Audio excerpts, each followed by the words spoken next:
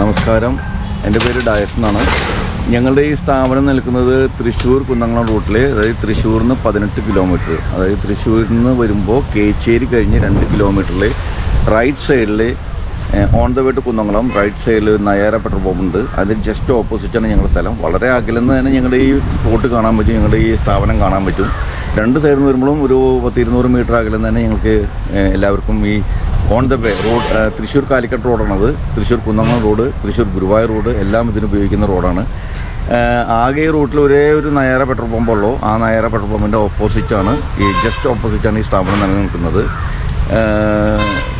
ചേട്ടാ, നമ്മുടെ ഈ ഒരു ഫാം തുടങ്ങിയിട്ട് ഇപ്പോൾ എത്ര നാളായിട്ടുണ്ടാവും?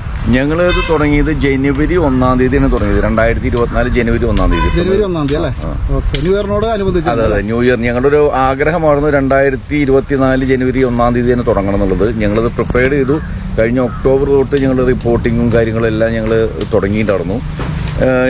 ഡിസംബർ ആകുമ്പോഴേക്കും ഞങ്ങൾ എല്ലാം ഫിനിഷ് ചെയ്തു. ജനുവരി 1-ാം തീയതി തുടങ്ങണമെന്ന് ഞങ്ങൾ വലിയൊരു ആഗ്രഹമായിരുന്നു. അതിനനുസരിച്ച് ജനുവരി 1-ാം തീയതി ഞങ്ങൾ ഓപ്പൺ ചെയ്തു. ഓക്കെ. എന്താണ് ചേട്ടാ ഈ ബോഗൻവില്ല എന്നാൽ നമുക്ക് ഹോൾസെയിൽ ഒരു ഫാം സെലക്ട് ചെയ്യാനുള്ള കാരണം എന്തായിരുന്നു? ഞങ്ങളുടെ വീട്ടിൽ ഞങ്ങളിപ്പോൾ ഈ ചെടികളെ പറ്റി ചെടികളോട് വലിയ ആഗ്രഹമുള്ളവരാണെങ്കിലും ചെടികളെ പറ്റി ആധികാരികമായിട്ടൊന്നും അറിയില്ല. എനിക്കറിയില്ല, വൈഫിന് കുറച്ചുകൂടി അറിയാം. അപ്പം ഞങ്ങൾ ഈ യാത്ര ചെയ്ത് വരുമ്പോൾ നമ്മുടെ വീട്ടിലുള്ള 100-200 വെറൈറ്റി ചെടികളെല്ലാം നശിച്ചു പോകണം. അതായത് വെള്ളം കിട്ടാതെയോ കൂടുതൽ വെള്ളം കിട്ടിയിട്ടോ ബോഗൻവില്ല അല്ല മറ്റുള്ള ചെടികൾ അങ്ങനെ കേടായി വരുമ്പോൾ ഞങ്ങൾ യാത്ര ചെയ്ത് വരുമ്പോൾ ഞങ്ങൾക്ക് അത് വലിയ വിഷമമാണ്. അപ്പോൾ അങ്ങനെ വന്ന് ഞങ്ങൾ എത്തിപ്പെട്ടത് ഈ ബോഗൻവില്ലയിലാണ്. അപ്പോൾ അതിന് അധികം മെയിൻ്റനൻസ് വേണ്ട എന്നുള്ളൊരു തോന്നലും നമുക്ക് അങ്ങനെ ഒരു അറിവ് കിട്ടി. അങ്ങനെയാണ് ഞങ്ങൾ അതിലേക്ക് ഒരു 3 വർഷമായിട്ട് കടന്നു ചെന്നത്. അപ്പോൾ പിന്നെ അത് മാത്രമേ ഞങ്ങളുടെ അന്വേഷണങ്ങൾ, വെറൈറ്റി സാധനങ്ങൾ കളക്ട് ചെയ്യല്. നമ്മൾ ഒരുവിധം ഇന്ത്യയുടെ എല്ലാ ഭാഗത്തും നമ്മൾ എത്തി പല വെറൈറ്റി സാധനങ്ങളും കൊണ്ടുവരാൻ ബൈ റോഡ് കാറിൽ കൊണ്ടുവരാൻ പറ്റുന്നതൊക്കെ നമ്മൾ കൊണ്ടുവരാറുണ്ട്. 1-2 പീസൊക്കെ കൊണ്ടുവന്ന് വീട്ടിൽ വയ്ക്കാറുണ്ട്. അപ്പോൾ അതിന് നമ്മൾ എവിടേക്ക് യാത്ര ചെയ്താലും ഒരു 15 ദിവസം കഴിഞ്ഞ് വന്നാലും അതിന് യാതൊരു കംപ്ലൈൻറ്റ് ഉണ്ടാവില്ല. നനയ്ക്കുന്ന ആൾ കൃത്യമായി നനച്ച് പൂവും വളമൊന്നും ചേർക്കണ്ട, ജസ്റ്റ് നനയ്ക്കുക, ഒന്നരാടം നനച്ചാൽ മതി.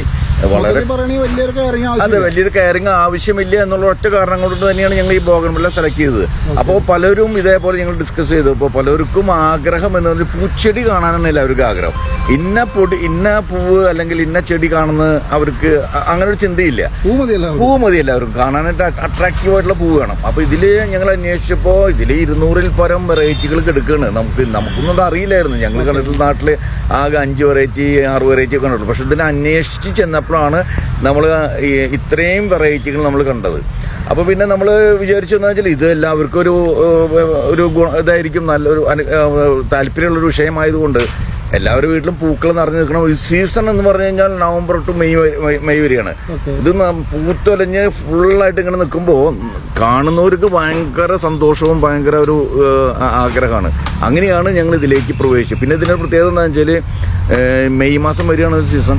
ജൂൺ ജൂലൈ ഓഗസ്റ്റ് അൺസീസണാണ്. കാരണം ഹെവി റെയിൻ സമയത്ത് പൂക്കൾ കുറയും.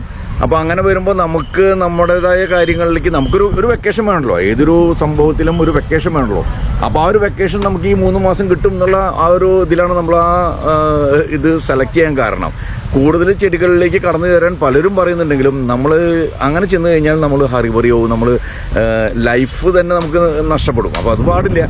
ലൈഫ് വേണം, എല്ലാം വേണം. ലൈഫും വേണം, എൻ്റർടൈൻമെൻറ്റും വേണം, എൻജോയ്മെൻറ്റും വേണം, എവറിത്തിങ്. അപ്പോൾ അതുകൊണ്ട് ഇതിനോട് ബോഗൻവില്ലയിലേക്ക് വരാനുള്ള കാരണം. ചേട്ടനാണോ ചേച്ചിയാണോ ഈ ഫാം ഏറ്റവും കൂടുതലായിട്ട്? അയ്യോ, ഞാനിതിലൊന്നുമല്ല. ഈ സ്ഥലം ഒരുക്കി കൊടുക്കുക എന്നുള്ള ഒരു ചടങ്ങ് മാത്രമേ എൻ്റെ ഉള്ളൂ. ഇതിൽ സ്ഥലം ഒരുക്കി കൊടുക്കുക, അതിൻ്റെ ഉള്ള എല്ലാ കാര്യങ്ങളും അറേഞ്ച് ചെയ്ത് കൊടുക്കുക. ചെടികളെ പറ്റി A to Z ചെയ്യണത് മുഴുവൻ എൻ്റെ വൈഫ് പ്രിയാണ്. എനിക്കിതിനെപ്പറ്റി ABCD അറിയില്ല, ചെടികളെ പറ്റി ഒന്നും അറിയില്ല. ഞാൻ പുള്ളിയോടൊപ്പം നിന്ന് ഓരോന്നും മനസ്സിലാക്കി പഠിച്ചു വന്നുകൊണ്ടിരിക്കുകയാണ്. പുള്ളിയും ഫുള്ളിയായിട്ട് അറിയുന്ന ഒരാളൊന്നല്ല, എങ്കിലും എന്നേക്കാൾ ബെറ്ററാണ് പുള്ളി. അതുകൊണ്ട് പുള്ളിയിൽ നിന്നാണ് ഞാൻ പല കാര്യങ്ങളും ചില കസ്റ്റമേഴ്സിനൊക്കെ ഞാൻ തെറ്റായി പറയാറുണ്ട്. അപ്പോൾ പുള്ളിക്കാരത്തി അത് തിരുത്താറുണ്ട്. അങ്ങനെയല്ല, ഇങ്ങനെയാണെന്ന് പറയും. അപ്പോഴാണ് നമ്മൾ കൂടുതൽ ഇതിനെപ്പറ്റി സ്റ്റഡി ചെയ്യുന്നത്. നമുക്കൊരു തെറ്റ് വരുമ്പോഴാണല്ലോ നമ്മൾ പഠിക്കുന്നത്. അങ്ങനെ ഞാൻ പഠിച്ചെടുത്താണ് ഇത്. പരിചയപ്പെടുത്താമോ? എൻ്റെ പേര് പ്രിയ ഡയസ്. ഞാനിപ്പോൾ ഈ സംരംഭമായിട്ട് മുന്നോട്ട് പോയിക്കൊണ്ടിരിക്കുന്നു. ചേച്ചി, ഇപ്പോൾ നമുക്ക് നിലവിൽ ഇപ്പോൾ എത്ര വെറൈറ്റീസ് നമ്മളിവിടെ ചെയ്യുന്നുണ്ട്? ഇവിടെ നമുക്ക് 100-ലധികം വെറൈറ്റികളുണ്ട്. സ്റ്റോക്ക് ഉണ്ട്. ഇതില് ഇമ്പോർട്ടഡ് വെറൈറ്റീസിന്റെ ഗ്രാഫ്റ്റുകളും ലെയറുകളും ആണുള്ളത്. പിന്നെ ഹൈബ്രിഡ്സിൻ്റെ ഒരു വലിയൊരു കളക്ഷൻ തന്നെ നമുക്കുണ്ട്. ഓക്കെ. ഇതിൽ തന്നെ വെറൈറ്റികൾ ഒത്തിരി ഉണ്ട്. അത് വെറൈറ്റികൾ എന്ന് പറഞ്ഞാൽ ഓരോന്നിൻ്റെയും വ്യത്യാസങ്ങൾ വളരെ മൈന്യൂട്ടാണ്. നമ്മളത് ശരിക്കും ഒബ്സർവ് ചെയ്യുമ്പോഴാണ് അത് മനസ്സിലാവുക.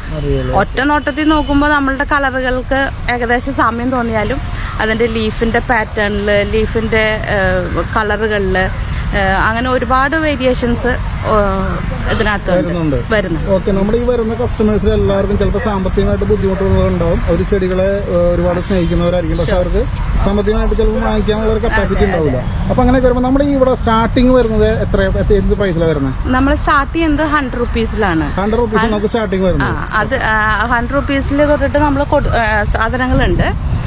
പിന്നെ വെറൈറ്റികൾ കൂടുന്തോറും അതിന്റെ പ്രൈസ് വ്യത്യാസം വരും. പ്രൈസ് നമ്മൾ ചെടിയുടെ സൈസ്, അതായത് ചട്ടിയുടെ സൈസിനാണ് നമ്മൾ പ്രൈസ് ഫിക്സ് ചെയ്തിരിക്കുന്നത്. അല്ലാണ്ട് ഓരോ വെറൈറ്റിക്ക് സെപ്പറേറ്റ് ഇല്ല. ഓരോ വെറൈറ്റിക്ക് സെപ്പറേറ്റ് വെച്ചിട്ടില്ല.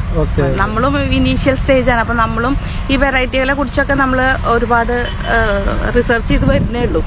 അപ്പൊ എല്ലാത്തിന്റെയും പേരുകൾ അല്ലെങ്കിൽ അതിന്റെ മാർക്കറ്റ് പ്രൈസ് ഒന്നും നമ്മൾ വാല്യൂ ചെയ്തിട്ടില്ല. എന്നുവെച്ചാൽ അത്രയും കൂടെ അതിനെ കുറിച്ചിട്ട് ഇത് ചെയ്തിട്ടില്ല.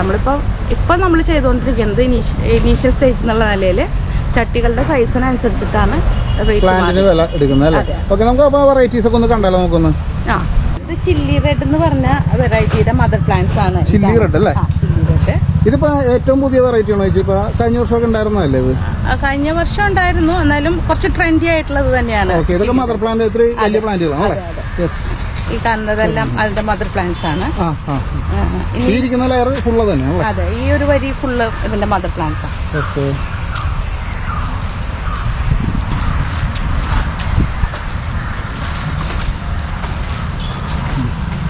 ഇത് ബ്ലൂബെറി ഐസ് എന്ന് പറയുന്ന ബ്ലൂബെറി ഐസ് അല്ലേ?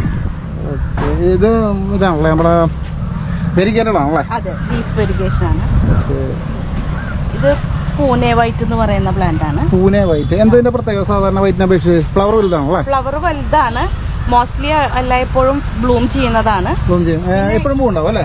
ഇതിന്റെ മുള്ളുകൾക്ക് കനം കുറവാണ്. ഇല്ല എന്ന് പറയാൻ പറ്റില്ല, പക്ഷെ ഭയങ്കര ഹേർട്ടിംഗ് ആയിട്ടുള്ള മുള്ളുകളല്ല അതിന്റെ. കുറച്ച് സൈസും ചെറുതാ, പിന്നെ അത്ര ഹേർട്ട് ചെയ്യില്ല. ഇത് ഫ്ലെയിം റെഡ്. ഫ്ലെയിം റെഡ് അല്ലേ? ഇതൊരു ടൈപ്പ് ഉള്ളോ? അല്ല, റെഡില് 2-3 വേരിയേഷൻ ഉണ്ട്. ഇത് ഫ്ലെയിം റെഡ്, ഇത് റൂബി റെഡ്. റൂബി റെഡ് തമ്മിൽ വ്യത്യാസം കളറിന്റെ മാത്രം സിമിലറാ. ഇത് ഫൈറോപ്പാൽ എന്ന് പറയുന്നത്. ഫൈറോപ്പാൽ ഇത് പഴയ വെറൈറ്റി അല്ലേ? ഇത് കുറച്ച് നാളായിട്ട് ട്രെൻഡിങ് ആണ്. ഇത് വേറൊരു വെറൈറ്റിയാണ്. പേരറിയില്ല അല്ലേ? പേര് കുട്ടി അറിയില്ല. പിന്നെ ഓരോ ആളുകളും ഓരോ പേരും പറയുന്നുണ്ട്. അപ്പൊ ഞാൻ അതിനെ ഒരു പ്ലാന്റിന് തന്നെ പല പേര് പറയുന്നുണ്ട്. അതെ, ഇതൊരു വേറെ വെറൈറ്റിയാണ്. പേരറിയില്ല. അപ്പൊ നമ്മൾ ഈ സബ്സ്ക്രൈബേഴ്സ് കാണുന്നവരും അറിയുന്നവരൊക്കെ ഉണ്ടെങ്കിൽ കമന്റ് ചെയ്യാം കേട്ടോ.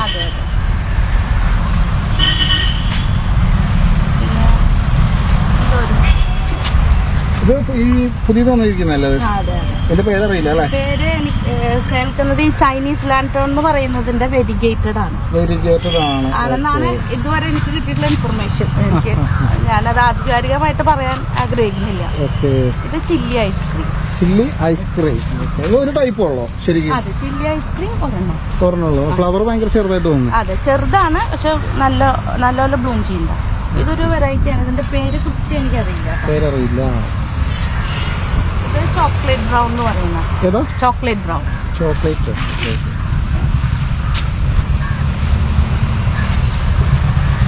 ഈ ഇരിക്കുന്നതെല്ലാം നമ്മള് ഹൈബ്രിഡും നോർമൽ വെറൈറ്റീസും മിക്സ് ചെയ്ത് വെച്ചിരിക്കുന്നതാണോ? അല്ല, ഇത് ഇമ്പോർട്ടഡ് വെറൈറ്റീസിന്റെ ഗ്രാഫ്റ്റുകൾ. ഇത് ക്രിസ്റ്റീന അല്ലേ?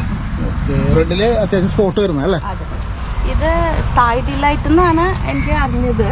പിന്നെ വേറെയും പേര് പറയുന്നത് ഞാൻ ശ്രദ്ധിച്ചായിരുന്നു. ഇതിന്റെ ഒരു മെയിൻ പ്രത്യേകത ലീഫാണല്ലേ? ലീഫ് ഒരു ആഷ് കളറാണ്, ഫ്ലവറിന് ഒരു ലേശം പീച്ച് കളർ. ഇതെല്ലാം അതും സെയിം തന്നെ അല്ലേ? ഇത് തിമ്മയുടെ ഒരു വെറൈറ്റിയാണ്.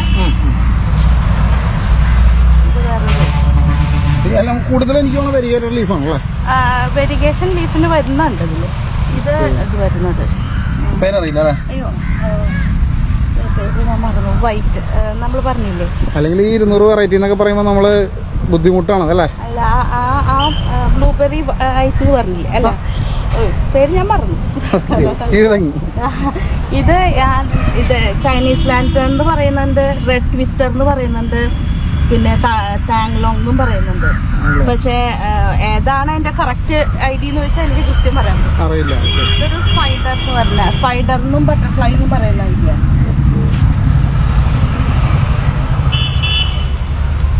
ഇതും അതുപോലെ തന്നെ വൈറ്റ് വിടാധാരി ലിപ്സ്റ്റിക് എന്നാണ് അതിനെ ഞാൻ അറിഞ്ഞിടത്തോളം പേര്.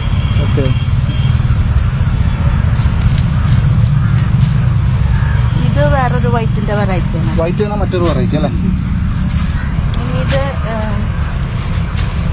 ട്രൈ കളർ എന്ന് പറഞ്ഞ വെറൈറ്റി. ട്രൈ കളർ ഇത് പഴയ വെറൈറ്റി അല്ലേ? ആ, കുറച്ചായിട്ടുള്ള ജപ്പാൻ സിൽക്ക് എന്നാണ് ഞാൻ ഐഡി സെർച്ച് ചെയ്തപ്പോൾ എനിക്ക് മനസ്സിലായി. ജപ്പാൻ സിൽക്ക് അല്ലേ? എങ്ങനെ ഈ പ്ലാന്റ് ഒരുപാട് വലുതാവോ? ഇല്ല, ഈ ചെടികൾ ഒത്തിരി വലുതായി പോകുന്നതല്ല, അതേസമയം ഒരുപാട് ചെറുതല്ല. നമ്മൾ മെയിൻറ്റെയിൻ ചെയ്യണം. അതായത് അതിന്റെ കൂമ്പുകൾ നുള്ളുക, അതുപോലെ വരുന്ന പ്രൂൺ ചെയ്ത് കൊടുക്കുക അല്ലേ? അല്ല, കുഞ്ഞു കൂമ്പുകൾ നുള്ളുമ്പോഴേ കൂടുതൽ ബ്രാഞ്ച് വരും, ബ്രാഞ്ചും ഫ്ലവറും വരും. അതെ അതെ, അതാണ് നമ്മൾ ചെയ്യുന്ന ഇവിടുത്തെ ടെക്നിക്ക്. ഇത് ആ ടാങ്ലോങ് റെഡ് ട്വിസ്റ്റർ എന്നൊക്കെ പറഞ്ഞില്ലേ? അല്ല, കുറച്ചായിട്ടുണ്ടാവണം അത്. ഇതിന്റെ വേറെ കളറാണ് ഇപ്പോഴത്തെ പുതിയതെന്ന് പറയുന്നത്. അതിന്റെ തന്നെ പീച്ച് ഉണ്ട്. ഇത് ടാങ്ലോങ്.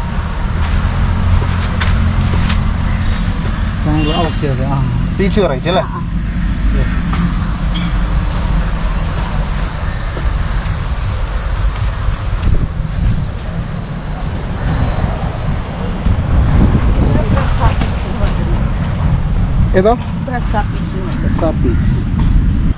ഇതൊരു ഫാസ്റ്റ് മൂവിംഗ് ആയിട്ടുള്ള ഒരു വെറൈറ്റിയാണ്. ഇതിന്റെ ഫ്ലവേഴ്സ് ഒറ്റയ്ക്കല്ല, വളരെ ക്ലസ്റ്റർ ചെയ്തിട്ടാണ് അതിന്റെ പൂക്കൾ വരുന്നത്. ഇതൊരു നല്ല ഭംഗിയുള്ള, കോമൺ ആയിട്ട് എല്ലാവരും വന്ന് ചോദിക്കുന്ന. അതെ അതെ, ഇതിന്റെ സ്റ്റോക്കും ഓൾമോസ്റ്റ് തീർന്നു. പേര് എനിക്കറിയില്ല. അറിയുന്നവരൊന്ന് കമന്റ് ചെയ്യാം കേട്ടോ. ഇത് പിങ്ക് പാച്ച് എന്ന് പറഞ്ഞൊരു പിങ്ക് പാച്ച് അല്ലേ? Variegated leaf. അതെ. ഇത് നമ്മളിപ്പോ കണ്ടേ, എനിക്ക് ഏകദേശം വൈറ്റ് ആണ് വെറൈറ്റി കൂടുതലെന്നാണല്ലേ? വൈറ്റ് മാത്രല്ല, എല്ലാ കളേഴ്സിലും വരുന്നുണ്ട്. അതിന്റെ വേരിയേഷൻ വളരെ ചെറുതാണ്. അതാണ് ഇവന്റെ. ചില്ലിയിൽ തന്നെ യെല്ലോ ഉണ്ട്, റെഡ് ഉണ്ട്, പിന്നെ ഫ്ലെയിം റെഡില് ഫ്ലെയിം റെഡ് ഉണ്ട്, ഫൈറോപ്പാല് ഫ്ലെയിം റെഡ്, റൂബി റെഡ്. അത് മൂന്നും ഓൾമോസ്റ്റ് സിമിലർ ആയിട്ട് ലീഫിന്റെ പാറ്റേണും ഫ്ലവറിന്റെ പാറ്റേണും വരുന്നതാണ്. പിന്നെ ചില്ലിയിൽ യെല്ലോയും റെഡും ഒരുപോലെ തന്നെ ഫ്ലവറിന്റെയും ലീഫിന്റെയും പാറ്റേൺ വരുന്നതാണ്. അതുപോലെ ഈ ചൈനീസ് ലാൻഡ് എന്ന് പറയുന്നതിൽ ഇനി ഒരു മഞ്ഞുണ്ട്, അത് ഞാൻ മദർ പ്ലാന്റിന് വേണ്ടി മാറ്റി വെച്ചിരിക്കുന്നതാണ്. അതിൽ തന്നെ 3 കളേഴ്സ് വരുന്നുണ്ട്. പിന്നെ ഒരു വെരിഗേറ്റഡും വരുന്നുണ്ട്. പിന്നെ അങ്ങനെ വേരിയേഷൻസ് എന്താ പറയാ, വളരെ മൈന്യൂട്ടാണ്. ചില ചെടികൾ നമ്മൾ സൂക്ഷിച്ച് നോക്കിയാൽ മാത്രമേ കാണുള്ളൂ. ചെറിയ മൈന്യൂട്ട് ആയിട്ടുള്ള വേരിയേഷൻസ് ആണ് ഓരോന്ന് വരുന്നത് അല്ലേ? ഈ പറയുന്ന ചെടിയും ചില്ലി ഐസ്ക്രീമും തമ്മിൽ ഒരു സാമ്യമുണ്ട്. ഇത് വലിയ പൂക്കളാണ്, വലിയ പൂക്കളും വലിയ ചെടിയാണ്. ചില്ലി ഐസ്ക്രീം എന്ന് പറയുന്നതിന്റെ പൂക്കള് ചെറുതാണ്, ഇല ചെറുതാണ്, ചെടി ഒരുപാട് വലുതാവില്ല, ഒരു മീഡിയം ടൈപ്പ് ഒക്കെ ആവുള്ളൂ. ഇതിനെ വേണമെങ്കിൽ നമുക്ക് കുറച്ചുകൂടി ഉയരത്തിൽ കാറ്റത്തൊക്കെ നിൽക്കുന്നുണ്ട്. എന്റെ വലിയ ചെടികൾ നിൽക്കുന്നുണ്ട്. ഇതെന്തോ ചെറി ബ്ലോസം എന്നോ മറ്റാണ് അതിനെ കണ്ടത്. സെർച്ച് ചെയ്ത് നോക്കിയപ്പോ കണ്ടത് അതാണ്. അപ്പൊ നമുക്ക് ഈ പറഞ്ഞ യഥാർത്ഥം പറഞ്ഞ എല്ലാ പ്ലാന്റും നമുക്ക് വലുതാക്കി എടുക്കാൻ പറ്റില്ല. ഈ ഇമ്പോർട്ടഡ് വെറൈറ്റീസ് വലുതാവുന്നതിൽ ഒരു ലിമിറ്റ് ഉണ്ട്. ഒരു മീഡിയം ടൈപ്പ് ഒക്കെ വളരുള്ളൂ. ഒരു ആവറേജ് ഹൈറ്റ് ഒക്കെ അതിന് വരുള്ളൂ. ബാക്കിയുള്ളത് ഹൈബ്രിഡ്സ് ആയാലും നാടൻ വെറൈറ്റി ആയാലും നമുക്ക് ഉയരത്തിലേക്ക് പോവോ, അതിനെ മെയിൻറ്റെയിൻ ചെയ്തനുസരിച്ചിട്ട് അതിന്റെ ഹൈറ്റും ഇതൊക്കെ നമുക്ക് അഡ്ജസ്റ്റ് ചെയ്യാം. അങ്ങനെ ചെയ്യാം. അത് ഗ്രാഫ്റ്റ് ചെയ്യാൻ എല്ലാത്തിനും നാടൻ ചെടികളാണ് കൂടുതലാണ്. കാരണം അവര് നമ്മുടെ ക്ലൈമറ്റുമായിട്ട് നല്ല അഡാപ്റ്റഡ് ആണ്. അപ്പൊ അതിന്റെ മുകളിൽ നമ്മൾ ഗ്രാഫ്റ്റ് ചെയ്യുമ്പോൾ ഡെഫിനറ്റ്ലി ഈ ചെടിക്ക് ഭയങ്കര സപ്പോർട്ടാണ്. ഈ ഫോറിൻ വെറൈറ്റീസിന് ഭയങ്കര സപ്പോർട്ടാണ്. അവര് കുറേയും കൂടി നന്നായിട്ട് ഗ്രോ ചെയ്യും. അതുകൊണ്ട് തന്നെ എനിക്ക് നാടനിലാണ് എല്ലാവരും ഗ്രാഫ്റ്റ് ചെയ്യാൻ ചൂസ് ചെയ്യുന്നത്. അതെ അതെ, ഹൈബ്രിഡൈസേഷന്റെ ഒരു എവിഡന്റ് ആയിട്ടുള്ള ഫോമാണ് ഈ കാണുന്നത്. ഈ ചെടിയിൽ തന്നെ 2 കളർ വന്നിട്ടുണ്ട്. ഇത് ഗ്രാഫ്റ്റ് അല്ല, ഓട്ടോമാറ്റിക് ആയിട്ട് വരുന്ന ഒരു സംഭവമാണിത്. ഹൈബ്രിഡൈസേഷൻ സംഭവിക്കുന്നതാണിത്. ഈ ഈ വെറൈറ്റിയുടെ ഒരു ബ്രാഞ്ച് ഈ കളറായിട്ട് വരുന്നതാണ്. ഓക്കെ. അതിന്റെ ബേസിക് നേച്ചറിലേക്ക് പോയിട്ടുള്ളതാണ്. ഓക്കെ. അല്ലെങ്കിൽ നമ്മൾ സാധാരണ കാണുന്നൊക്കെ ഗ്രാഫ്റ്റ് ചെയ്താണ് 2 കളറൊക്കെ വരുന്നത്. അതെ, അത് ഒറിജിനലി ആ ചെടികൾ തന്നെയാണ്. അവർ ഇമ്പോർട്ടഡ് ആയിട്ട് നമ്മുടെ നാട്ടിലേക്ക് വന്നിട്ടാണ് നമ്മളുടെ ചെടികളുടെ ഗ്രാഫ്റ്റ് ചെയ്ത് വെക്കണത്. ആ ചെടികളുടെ കളർ ഇതുപോലെ മാറുന്നില്ല. പക്ഷെ നമ്മുടെ അവിടെ ഹൈബ്രിഡ്സിൽ വരുന്നതിന്റെ കളറിലോ ഇലയുടെ കളറിലൊക്കെ വേരിയേഷൻസ് വരുന്നുണ്ട്. ഇതാണ് അതിന്റെ ഒരു എക്സാമ്പിൾ ആണിത്. ഞാൻ പലപ്പോഴും കഴിഞ്ഞ ദിവസം ഞാൻ വേറൊരു പ്ലാന്റിൽ കണ്ടിരുന്നു, സ്പൈഡറിന്റെ ഒരു പ്ലാന്റിൽ. അത് ഇവിടെ ഉണ്ട്, അവിടെ ഞാൻ കാണിക്കാം. ആ ചെടിയിലും ഇതുപോലെ ആ മദർ അതിന്റെ ബേസിക് നേച്ചറിലേക്കുള്ള ഒരു ബ്രാഞ്ച് കണ്ടിട്ടുണ്ടായിരുന്നു. ഇതാ ഈ ചെടി.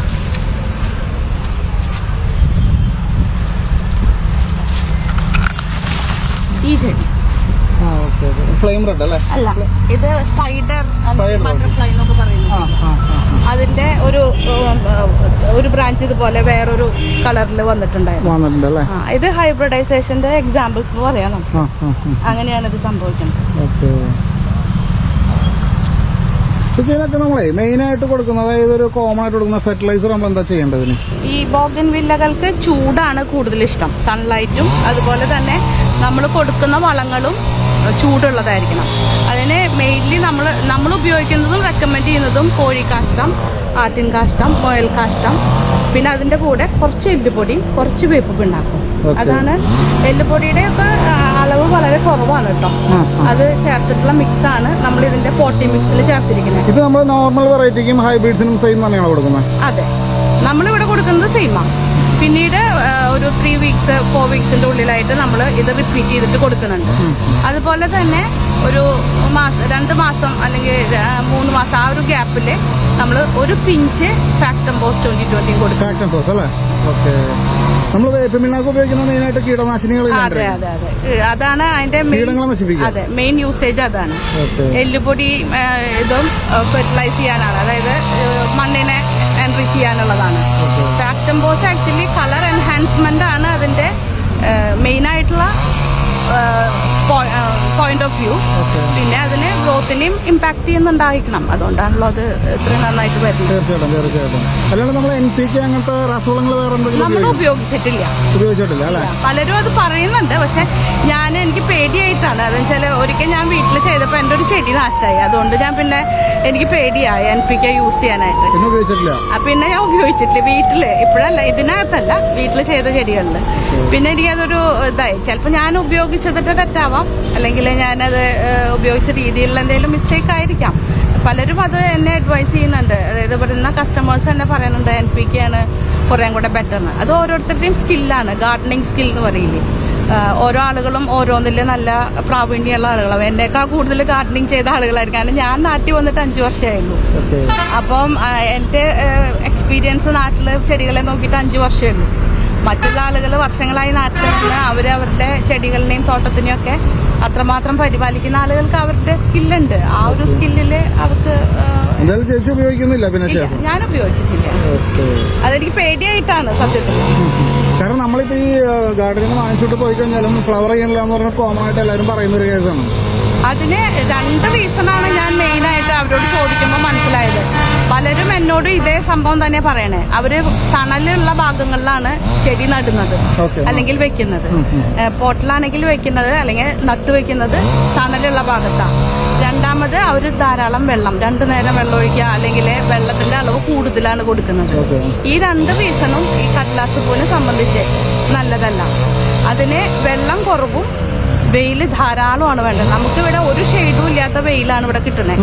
അതാണ് ഇതിന്റെ ബ്ലൂമിങ്ങിന്റെ ഏറ്റവും ഇമ്പോർട്ടന്റ് ആയിട്ടുള്ള കാര്യം. ഈ 2 കാര്യങ്ങളും ചെയ്യുകയാണെങ്കിൽ ഒരു പരിധി വരെ ഇത് ഓവർകം ചെയ്യാമെന്നാണ് എൻ്റെ ഒരു വിശ്വാസം. കാരണം നമ്മളിതൊക്കെ വെക്കുമ്പോൾ വെറും കമ്പുകളായിരുന്നു. ഒക്ടോബറിൽ നമ്മൾ പ്ലാന്റ് ചെയ്യുമ്പോൾ വെറും കമ്പുകൾ മാത്രമാണ് വെച്ചിരുന്നത്. ആ കമ്പുകളിൽ നിന്ന് ഇത്രയും ഗ്രോത്ത് കിട്ടിയത് വെയിലും നമ്മളുടെ ആ പരിചരണ രീതി തന്നെയാണെന്നാണ് എന്റെ വിശ്വാസം. അതുകൊണ്ട് ഒരിക്കലല്ല, ആക്ച്വലി ഇതിന്റെ വെള്ളം നനയ്ക്കുമ്പോൾ ആ മണ്ണ് നനയാനുള്ള വെള്ളം ഒഴിക്കാൻ പാടുള്ളൂ. പലരും അത് ആ ചട്ടി നിറയുന്ന അത്രയും വെള്ളം ഒഴിച്ചു വെക്കും. അപ്പൊ സത്യത്തിൽ സംഭവിക്കേണ്ടത് എന്താ വെച്ചാല് അതിനകത്തുള്ള മാന്യൂർ മുഴുവൻ ഈ വെള്ളത്തിൽ കൂടെ ഒലിച്ച് താഴേക്ക് പോവാണ്. അതെ, അത് പലരും അത് നോട്ടീസ് ചെയ്യണില്ല എന്നാണ് എനിക്ക് നമ്മൾ കസ്റ്റമേഴ്സായിട്ട് സംസാരിക്കുമ്പോൾ മനസ്സിലാവണേ. ധാരാളം വെള്ളം ഒഴിക്കുന്നതാണ് എല്ലാവരും പറയണേ. അപ്പൊ ഞാൻ അവരുടെ അടുത്ത് പറയുന്നത് ചട്ടിയിലെ മണ്ണ് നനയണം, താഴേക്ക് വെള്ളം ഒഴുകി പോവാൻ അനുവദിക്കാതിരിക്കാം. അതെ, അപ്പൊ ആ മാന്യൂർ മുഴുവൻ ചെടിക്ക് കിട്ടുകയും ചെയ്യും. അത് ചെടിയിലെ അതിന്റെ ഗ്രോത്ത് നമുക്ക് കാണാനും പറ്റും. പിന്നെ സൂര്യപ്രകാശം വളരെ ഇമ്പോർട്ടന്റ് ആണ് ഇതിനകത്ത്. എത്രയും സൂര്യപ്രകാശം കിട്ടണോ അത്രയും ബ്ലൂമിങ് കൂടി നിൽക്കും. പിന്നെ നനയ്ക്കുമ്പോൾ നമ്മൾ മുകളിലൂടെ സ്പ്രേ ചെയ്ത് നനയ്ക്കാതിരിക്കുകയാണെങ്കിൽ ഇതിന്റെ ഡ്യൂറബിലിറ്റി കൂടും, പൂവും ഇലയും കൊഴിയാതിരിക്കും. അതെ അതെ. അപ്പൊ നമ്മൾ ഈ വളം ചെടിക്ക് അപ്ലൈ ചെയ്യുന്ന രീതി ഒന്ന് എക്സ്പ്ലെയിൻ ചെയ്യാവോ? വളം ഇടുന്നതിന് മുൻപാണ് ചെടി നനയ്ക്കേണ്ടത്.